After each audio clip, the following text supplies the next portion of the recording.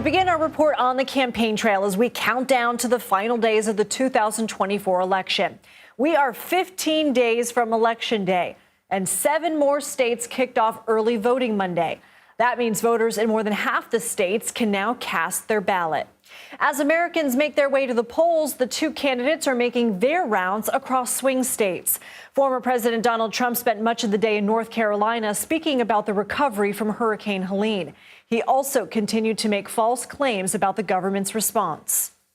They spent a lot of money on bringing illegal migrants, people that came into our country illegally, and taking them in, and all of the money they've spent, numbers that nobody can even believe. So they don't have any money for the people that live here. They got hit by one of the worst storms, possibly the worst storm ever, but one of the worst storms. Vice President Kamala Harris is making stops in the 3 blue wall battleground states Monday: Pennsylvania, Michigan, and Wisconsin. She appeared alongside former Congresswoman Liz Cheney, a Republican and staunch Trump critic. In Pennsylvania, Harris called Trump a, quote, unserious man. There are things that he says that will be the subject of skits and laughter and jokes. But words have meaning coming from someone who aspires to stand behind the seal of the President of the United States.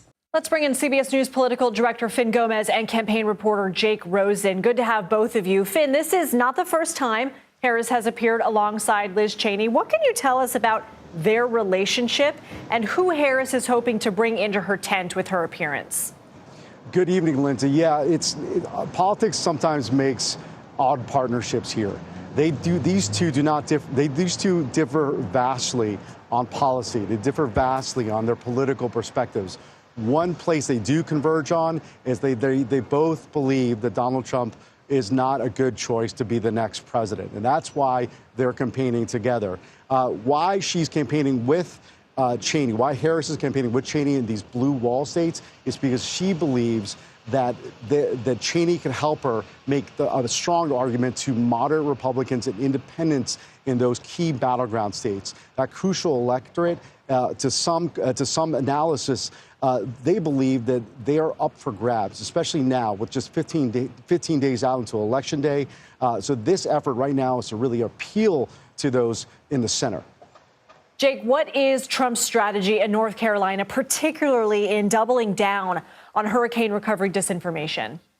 Well, this is Donald Trump's 12th day spent in North Carolina. We have 3 stops today. He's already completed 2, with 1 more with Ben Carson and one of his sons later tonight in a faith-based approach. But we've seen Donald Trump in the last couple of weeks go down there, not just to North Carolina, but also to Georgia, and make a point to voters that the government is not doing enough. Now, obviously, like you said in your open, Lindsay, that a lot of these claims are false or misleading about where exactly that money is going in terms of hurricane relief. And some of those statements have been outright lies about money going directly to migrants. But remember that he's making an appeal that you've been forgotten, which is kind of one of the broad appeals across all of Donald Trump's arguments as we head down the home stretch of the campaign. But it's also in your state specifically, look at how Biden and Harris are treating you. Look at what I'm going to do. I'm showing up. I'm bringing aid. And again, remember that he's repeatedly invoked Elon Musk's name in this kind of conversation of look at the people I will bring to help you out to get services, whether it's internet connectivity or other things in terms of infrastructure to rebuild from this storm.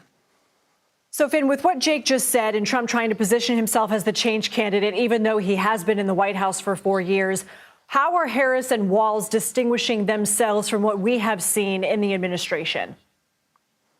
So they're saying they're focusing on the character of Donald Trump. They are also focusing on what Donald Trump did as president in his previous 4 years. And they're saying essentially they can contrast that. They can contrast and be the new wave, as Harris, her slogan is on the campaign trail, a new way forward. And I think that what we're seeing now is they're really trying to emphasize the contrast between how divergent they would be in terms of their policy and Donald Trump's policy.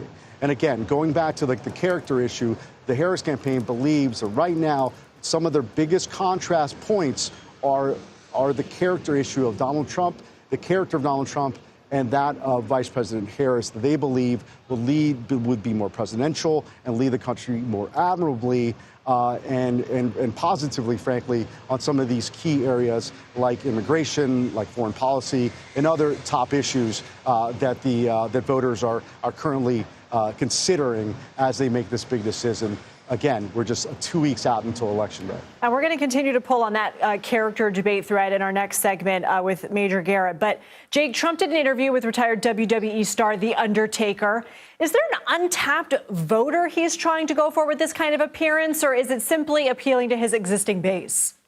Well, many campaigns right across the country are looking at high propensity voters, those people who are likely to vote. In terms of what they're doing now with these constant podcast appearances, we've seen on the Theo Von podcast, we see the Nelk Boys, another influencer group. We've seen Donald Trump do these interviews pretty consistently throughout the trail, 1 or 2 airing a day. They tape them usually in bunches. But we've seen is this appeal to a younger male audience, people who maybe are less likely to vote, maybe admire Donald Trump for what he's done and stands for, but maybe aren't the most likely to go and vote in droves necessarily in some of these critical states in terms of that kind of macho enthusiasm that we've seen. We saw with Hulk Hogan at the RNC. We've seen it with people who Donald Trump has associated himself with on the campaign trail, like Dana White, the head of the UFC. So again, this is part of just kind of this macho bro culture that they've kind of tried to appeal to down the home stretch here.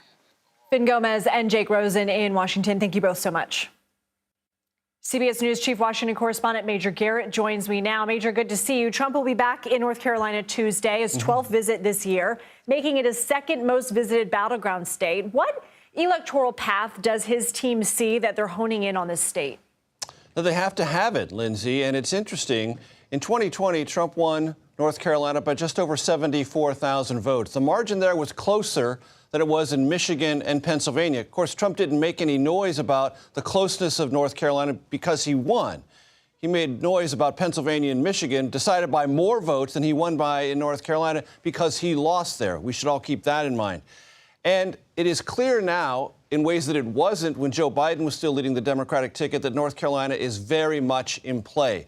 And the Trump campaign needs its 16 electoral votes because it needs that base in order to build off of that if it wins Pennsylvania or Michigan or Wisconsin or some of the other closely contested states. Without North Carolina, the map begins to fall apart for former President Trump. And what's also happened in North Carolina in the last couple of months has been the implosion of Lieutenant Governor Mark Robinson's campaign for governor.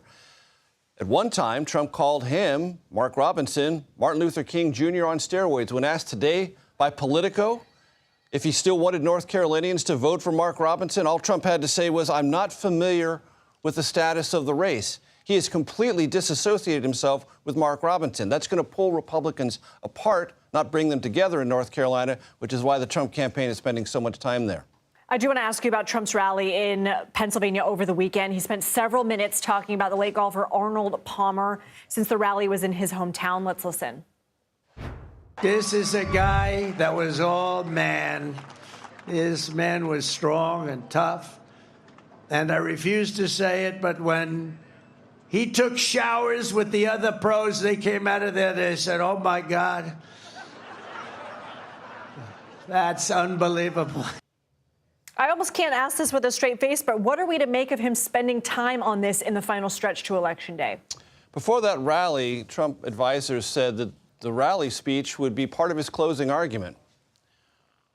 What the manhood of Arnold Palmer does or doesn't have to do with a closing argument in a presidential campaign mystifies me the same way it mystifies you, Lindsay. One thing I do know, because I'm a golf fan, Arnold Palmer was a tremendous golfer, a tremendous champion. He would never, ever, in any company, have said the things about himself that former President Trump implied. Why he did it will always mystify me. Still can't believe we're talking about this. Before we let you go, Harris's last-minute strategy when it comes to discussing Trump seems to be to highlight the character difference. We were just talking about that with Finn and Jake. Is that resonating, though? You spoke with Debbie Dingell on your show today, America Decides. She says voters are still getting to know her. Is there a sentiment that her campaign is focused enough on kitchen table issues? Debbie Dingell would say probably not, that they could be a little bit more muscular on economics, on housing, on inflation, on jobs, and give the story about the Biden administration's accomplishments there more robustly than they currently are. I asked Debbie Dingell if there was still time to do that. She said there is. As we always say in this business, until Election Day, stay tuned. Major Garrett, thank you.